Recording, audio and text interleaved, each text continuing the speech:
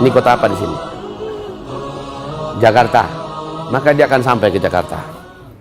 Dia akan sampai ke Solo. Dia akan sampai ke Makassar, ke Surabaya. Dia akan sampai ke Medan. Dia akan masuk ke kota Padang. Dia akan masuk ke kota-kota besar di muka bumi. Di setiap negara ada berapa kota-kota besarnya, dia akan masuk.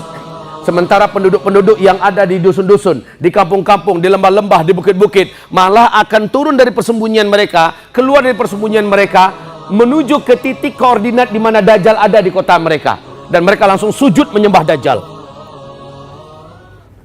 Dajjal itu membawa kesaktian, sihir, dan kekuatan magic yang tidak terkalahkan, yang menjadikan seluruh dukun dan ahli-ahli sihir satu bumi sujud menyembah Dajjal. Jadi ketika dia masuk ke sebuah kota, sihirnya langsung disebarnya, magicnya langsung disebarnya. Orang-orang yang ada bersembunyi, kalau dia tidak mengetahui trik-trik supaya terlindungi dari kekuatan sihir dan magicnya Dajjal, maka dia akan merasa tersedot keluar dari persembunyiannya untuk bertemu dengan Dajjal. Ada beberapa petunjuk Nabi agar kamu selamat dari Dajjal. Yang melakukan ini, dia pasti selamat. Yang melakukan ini, pasti dia akan selamat. Yang melakukan ini, maka Allah akan menjaganya. Ini yang perlu Bapak Ibu pelajari nanti ya.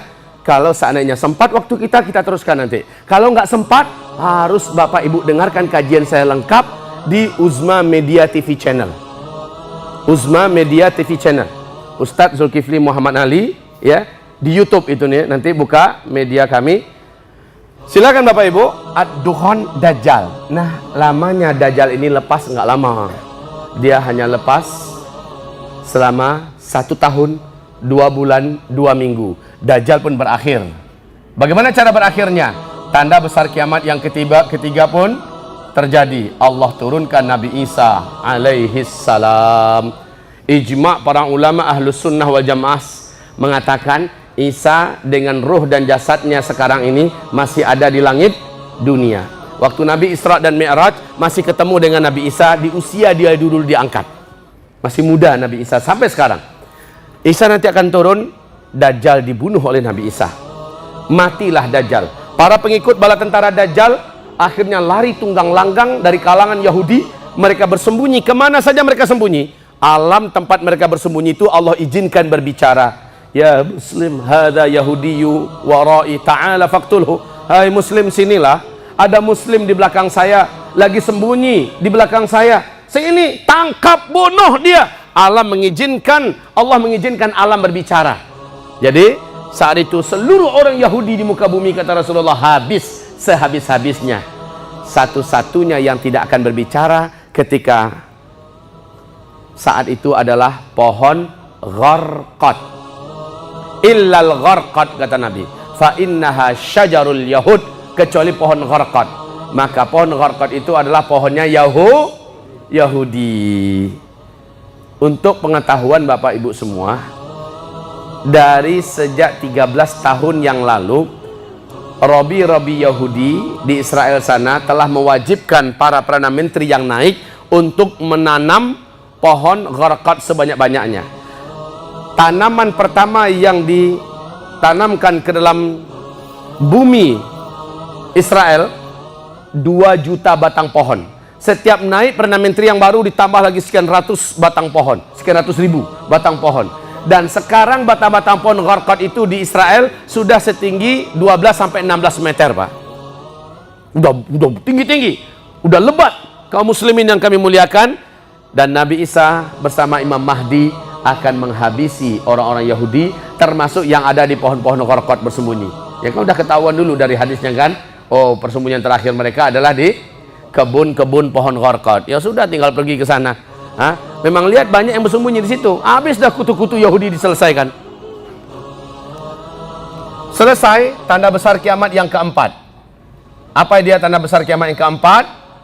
Lepaslah Ya'juj dan Ma'juj. Ya'juj dan Ma'juj. Siapa Ya'juj Ma'juj ini? Sama dengan Dajjal. Cuma kalau Dajjal satu orang laki-laki.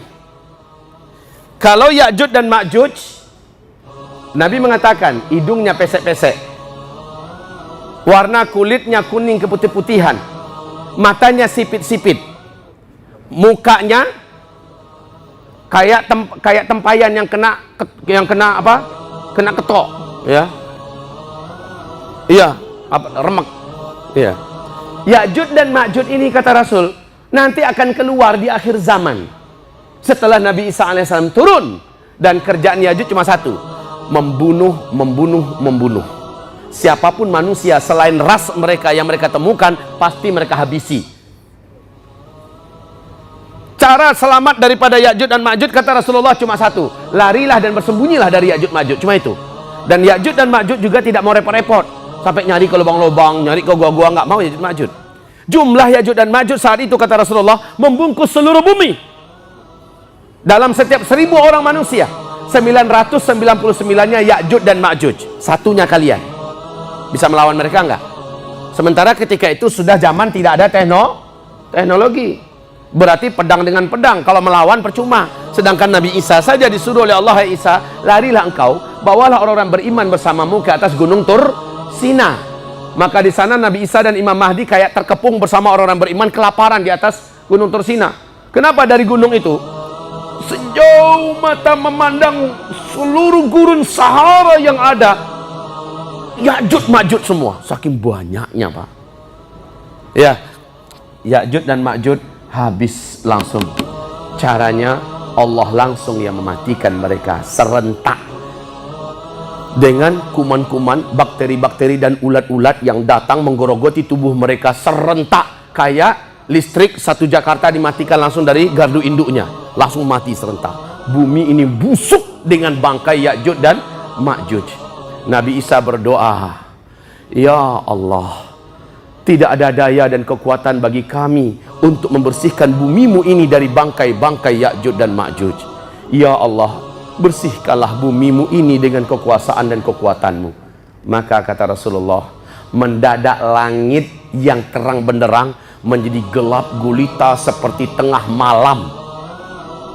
Terang benderang siang hari, langsung gelap gulita seperti tengah malam. Tidak ada setitik pun cahaya matahari lagi yang masuk. Ada apa ternyata?